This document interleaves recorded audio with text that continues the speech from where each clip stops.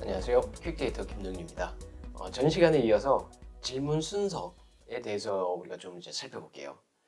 질문을 우리가 최종적으로 선정했어요. 그리고 나서 설문지에서 어떤 순서로 질문지 설문을 이제 배치할 것인가에 대해서 결정해야 됩니다.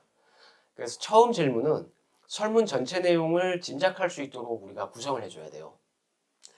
보통 응답자가 설문을 딱 볼 때 거의 냉소적 태도를 보입니다. 그리고 적극적으로 응하지가 않아요. 그래서 처음 질문은 무난하게 상식적인 수준의 질문이 좋습니다. 그리고 설문 내용이 대략적으로 이 설문이 어떤 내용을 대상으로 지금 하려고 하는구나 라는 것을 짐작하게끔 만들어줘야 돼요. 뭐 대표적인 거 이거죠. OTT의 사용 경험이 있습니까? 라고 시작하면 이 설문은 지금 OTT에 관련된 연구를 하려고 하는 설문을 하려고 하는구나 라 해서 응답자가 부담이 좀 감소하게 돼요. 처음부터 어떤 내용을 설문을 하려고 한다라는 것을 알리면. 그리고 앞에는 쉽게 답할 수 있고 간단하고 흥미로운 질문을 먼저 배치하는 게 좋습니다. 처음 시작할 때는. 그리고 뒤에는 복잡하고 민감하거나 답하기 어려운 질문들을 이제 배치해야 돼요. 질문의 내용이 처음부터 복잡하면 그냥 질려버려요. 처음부터. 그래서 응답을 쉽게 포기하거나 대충 이렇게 응답할 가능성이 높습니다. 그리고 광범위한 질문에서 구체적인 질문으로 구성해줘야 됩니다. 예를 들면 OTT 서비스의 전반적 만족에 대한 질문을 하고 전반적 만족도에 대한 질문을 하고 OTT 기능, 서비스, 뭐 가격 이런 거에 만족에 대해서 구체적으로 이제 그 질문을 만들어 나가는 것이 좋다. 구성하는 것이 좋다. 그리고 이질적 질문을 중간에 배치하는 게 좋습니다. 그러니까 앞에 응답이 뒤에 응답에 영향을 끼치지 않도록 하기 위해서예요. 그리고 인구 통계적 질문은 설문 마지막에 배치하는 게 좋습니다. 보통 인구 통계, 귀하의 성별은 이런 걸 막 처음부터 묻는 것도 있지만 가급적이면 뒤에 배치해 주시는 게 좋아요. 왜냐하면 거의 모든 설문이 일반적 특성, 즉 인구 통계적 특성, 개인 사적 정보들을 묻는 거거든요. 성별, 나이, 학력, 결혼 여부, 소득 이런 것들이에요. 이런 신상 정보를 처음부터 물어보면요, 응답자가 경계심을 이렇게 높입니다. 처음부터 물어보면. 그래서 질문을 다 끝내고 마지막에 인구 통계적 특성 이런 사적 정보를 묻는 게 좋다. 그래서 제일 뒤에 배치하는 것이 가장 좋다. 자, 사전조사. 1차 완성된 우리가 이제 설문지가 다 완성이 됐어. 구성이 됐어. 그러면 이 처음부터 본조사에 바로 들어가는 것보다 사전조사를 해야 됩니다. 사전조사를 통해서 문제점을 좀 수정 보완하고 그리고 본조사에 들어가야 돼요. 바로 들어가면 나중에 좀 낭패가 불 때가 많습니다. 설문지가 완성되면 응답자 N명, 뭐 10명 혹은 뭐 30명 이런 식으로 먼저 혹은 가족들한테도 이거 설문 이해가 되냐? 이런 걸 좀 검토해야 돼요. 그리고 전문가가 있으면 한두 명한테도 이 질문의 그 어떤 문항과 그리고 설문의 구성을 좀 검토하는 게 좋아요. 이게 내용 타당도의 개념인데요. 그러니까 설문지를 보고 응답자라든가 전문가들이 검토해서 질문의 이해도 그리고 꺼려하는 응답 등을 좀 파악해 보는 거야. 이거 꺼려하는구나. 그럼 이 질문이 이해를 서로가 응답자마다 서로 다르게 이해하고 있구나. 그리고 이해도가 많이 떨어지구나. 그럼 이런 걸 보완해야 돼요. 그리고 우리가 사전조사 응답자를 30명 이상이면 가급적이면 신뢰도, 크롬바 알파도 검증하는 게 좋습니다. 이제 우리가 사전조사 없이 본조사로 바로 들어가잖아요. 그럼 나중에 신뢰도와 타당도가 이제 저해할 가능성이 높은데 신뢰도와 타당도가 떨어지면 본 가설 검증을 할 수가 없어요. 그래서 표본을 더 구해야 되거나 이제 뭡니까 이상치를 제거했음에도 계속 그러면 사실은 Z스코어 값 계속 추려내고 하면 표본이 반으로 확 줄 수도 있어요. 그러면 그건 안 되는 거예요. 사실 그건 윤리적 조작도 아닌 거고요. 그래서 꼭 신뢰도와 타당도 저해 가능성을 우리가 낮추려면 없게 하려면 질문이 같은 다른 생각을 하게 하면 안 됩니다. 응답자마다. 그래서 이거는 좀 많이 중요하니까 그 꼭 사전조사, 가족들을 통해서도 이해도를 확인하시는 게 좋습니다. 자, 우리가 보통 설문을 이용하면 뭐 다중회귀 분석 혹은 이제 구조방정식의 모델을 세워서 분석을 하게 되는데, 구조방정식을 위한 설문은 그럼 어떻게 해야 되느냐? 이 그 많은 이제 선행 연구나 연구자가 주로 선행 연구에 기반한 구성 개념, 잠재 변수의 측정 항목을 우리가 조작적 정의를 통해서 사용하는 경우가 대부분입니다. 기존 연구에 있는 그 기반한 측정 문항을 가져왔더라 하더라도 영향 관계, 인과관계를 검증하기 위해서는 이제 구조 방정식 모델에 맞는 그 설문이 필요하게 됩니다. 그래서 좀 살펴보면 하나의 구성 개념에 그러니까 3개에서 7개 정도의 측정 항목이, 그러니까 관측 변수죠. 측정 항목으로 구성돼야 됩니다. 그러니까 어떤 연구에서는 하나의 잠재 변수에, 그러니까 예를 들어 애착을 물었다. 그럼 애착을 묻는데 질문, 관측 변수가 하나야. 구성 개념 애착인데 관측 변수, 측정 문항 질문이 하나야. 이런 경우가 있거든요. 많지는 않지만. 그런데 이렇게 볼게요. 예를 들어서 OTT 만족에 대한 여러 관측 변수를 우리가 두지 않고 OTT 서비스에 대해 전반적으로 만족하십니까? 라고 단 하나만 물었다면 첫 번째는 신뢰도 검증을 못해요. 신뢰도 계산을 못합니다. 질문이 하나라는 것은. 타당도도 분석 당연히 할 수가 없고요. 그래서 무엇보다 우리가 구성 개념이라는 것은 이 추상적 개념이라서 여러 개를 측정한다고 전 강의 시간에도 말씀을 드렸었습니다. 측정 문항이 한 개라는 것은 추상적인 개념이 아니라고 할 수가 있는 거예요. 그렇죠. 관측 변수 하나, 잠재 변수가 있는데 OTT 만족에 대한 잠재 변수 구성 개념을 만들었는데 관측 변수가 여러 개가 아니라 질문이 여러 개가 아니라 단 하나만 물었다. 그럼 이건 추상적인 게 아닌 거예요. 그래서 최종 우리가 설문 자료가 수집되면 정규성 검증, 그리고 신뢰도, 타당도를 검증하게 되고요. 기준에 부합하지 않으면 설문 문항을 삭제하는 경우가 생깁니다.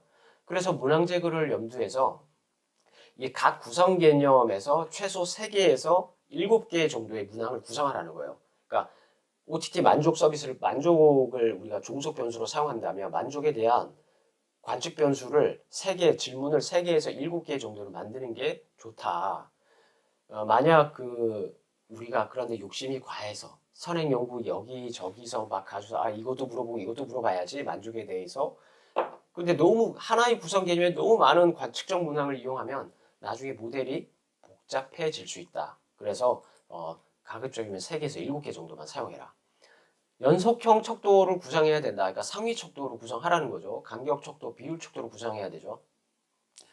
독립, 매개, 종속 변수가 모두 간격 척도나 비율 척도로 구성되어 있어야 됩니다. 구조 방정식 상의 모델을 분석을 하려면. 이제 명목이나 서열 척도로 구분한 것은 우리가 구조 방정식이 아니라 뭐 차이 비교 검정, 그러니까 t-테스트라든가 분산 분석 이런 걸 할 수가 있는 거고요. 구조 방정식에서 명목이나 서열 척도로 사용한 거를 사용할 수는 있어요. 그런데 대표적으로 조절 변수를 검증할 때 다중 집단 분석 같은 조절 효과 검증을 제외하고는 사용하기가 어렵습니다. 그래서 간격 척도, 비율 척도를 이용해야 된다. 그리고 역채점 문항과 측정 문항 간의 관계를 고려해야 됩니다. 리커트 척도는 순번에 따라 우리가 부정으로 시작해서 긍정으로 이제 구성되는 거잖아요. 예를 들면 1번이 매우 그렇지 않다. 그 다음 쭉 가서 5번 매우 그렇다. 이렇게 이제 구성이 되는데, 예를 들어서 나는 지금 삶에 만족한다 라고 측정하기 위해서 5점 척도를 사용했어요. 그러면 매우 그렇다가 5번이잖아요. 그러니까 5점이잖아요. 그런데 만족도 점수는 5점이니까 그 번호가 클수록 만족도 점수가 높을 거예요. 그런데 나는 지금 삶에 불만족한다. 반대로 뒤집어서 나는 삶에 불만족한다 그랬는데 내가 5번 매우 그렇다 그러면 이 긍정 부정 모두가 같은 점수가 돼 버리잖아요. 그래서 이런 긍정 부정 문항을 섞어서 설문 구성이 됐을 때는 꼭 부정 문항을 역채점해야 됩니다. 그래야지만 이제 신뢰도나 이런 타당도 검증하기가 이제 수월할 거고요. 물론 이제 부적인 영향 관계를 볼 때는 뭐 역채점은 필요 없겠죠. 그리고 역채점 그 문항을 이제 우리가 어떤 그 이유가 있으니까 막 썼거든요. 그 설문을 부정이랑 긍정을 일부러 썼고요. 이거 눈치채지 못하게 하려고. 그런데 그 무엇보다 그 문항을 의미 없이 섞으면 안 됩니다. 역채점 문항을. 그래서 번호가 높을수록 긍정적인 응답이 되도록 해야 된다. 그리고 측정 문항 간 관계를 고려해야 된다. 이거는 전 질문이 다음 질문에 영향을 받으면 안 돼요. 예를 들어서 나는 평소에 건강한 생활을 중요시한다를 응답하게 해놓고 다음 질문에 바로 나는 평소에 음주를 즐기고 있다. 이런 걸 물으면 안 된다는 거죠. 영향을 받는 거죠. 평소에 건강한 생활을 중요한다고 체크했는데 바로 뒤에 질문에 나는 평소에 음주를 하고 있다. 이런 것은 그 관계에 대해서 좀 뭐라 그럴까요? 질문에 영향을 받습니다. 영향을 받게 됩니다. 앞에 질문에. 그래서 바로 이런 영향을 받는 질문들이 바로 들어오면 안 된다. 그리고 응답 시간을 고려한 질문의 수를 우리가 이제 그 고려해야 되는데요. 구성 개념을 측정하기 위해서 다수의 측정 문항이 필요하잖아요. 하나의 잠재 변수를 설명하기 위해서 여러 가지 이제 측정 문항이 필요한데 구성 개념이 많아질수록 어떻습니까? 문항의 측정 문항의 수도 많아질 수밖에 없죠. 설문이 많아지면 응답자들은 지쳐버려요. 그래서 대충 응답하고 뒤로 갈수록 이런 현상은 더 두드러질 겁니다. 그래서 가급적 설문 시간이 10분에서 15분을 넘기지 않는 것이 좋습니다. 사실 15분도 많아요. 저는 10분도 많다고 생각해요. 질문 우리가 측정 문항이 한 50개만 돼도 그 잠재 변수가 구성 변수가 굉장히 많은 거거든요. 구성 개념이. 50개 정도만 되면 한 7분 이내에 끝낼 수가 있어요. 그래서 너무 많은 걸 하지 않는 게 좋다. 그 다음 무엇보다 선행 연구에서 신뢰도와 타당성이 확보된 설문을 사용해라. 이거는 전에도 말씀을 드렸고요. 그리고 현재 수준에 대한 측정을 해야 됩니다. 독립 변수는 예측형 질문이 되면 안 돼요. 선행돼야 돼요. 그러니까 문항의 측정에 있어서 현재 수준을 물어봐야 되는데 예를 들어서 나는 지금 무엇에 만족한다 이렇게 물어봐야 되는데 예를 들어서 나는 뭐뭐 해야 된다고 생각한다와 같은 의견을 묻는 것은 적합하지 않습니다. 인과관계나 영향관계 때문인 거예요. 예를 들어서 독립 변수가 OTT 서비스 품질 우수성이라고 해볼게요. 그리고 종속 변수가 그 만족이에요. 이렇게 질문을 했습니다. 그 측정 문항을. OTT 서비스의 품질은 우수해야 한다. 우수해야 한다. 우수해야 한다라는 건 뭡니까? 예측형이잖아요. 우수해야 된다고 내가 생각하는 거야. 우수해야 된다. 이렇게 질문을 했어요. 그리고 종속 변수의 질문은 나는 OTT 서비스 품질에 만족한다라고 이제 우리가 이렇게 질문을 했단 말이에요. 그러면 이건 연관성이 떨어져요. 왜냐하면 OTT 서비스 품질이 우수해야 한다고 판단하는 소비자가 OTT 서비스에 만족한다 이렇게 되기 때문에 논리적이지 않은 거예요. 그러니까 독립 변수는 원인이잖아요. 원인이니까 결과인 종속 변수보다 선행돼 있어야 돼요. 그런데 뭐뭐 해야 된다라고 독립 변수가 하면 선행이 안 된 거잖아요. 그렇죠? 그래서 그냥 이럴 때는 OTT 서비스 품질은 우수하다라고 해야 된다. 뭐 우수해야 된다고 생각한다. 우수해야 한다. 이렇게 하면 안 된다는 거죠. 그냥 우수하다. 이렇게 현재 상태의 수준을 물어봐야 된다는 겁니다.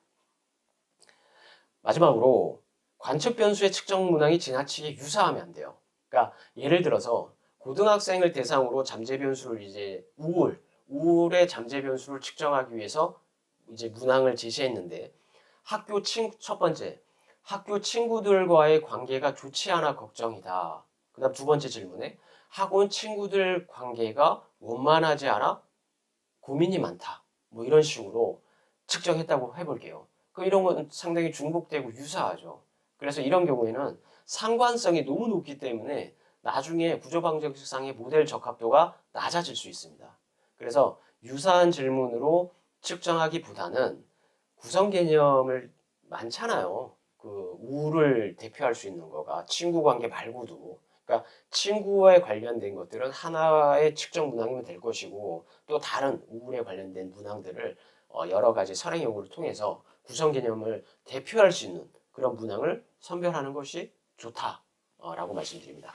자, 여기까지 이제 설문지 작성하는 것을 이렇게 말씀을 드렸고요.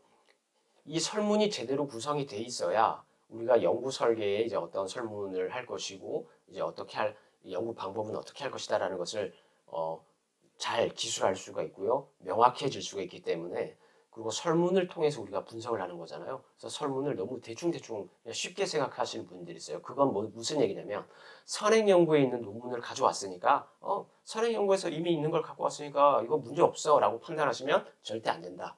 꼭 검토하셔야 된다. 자, 여기까지 이제 말씀을 드리고요. 또 다음 강의 시간에 뵙도록 하겠습니다. 감사합니다.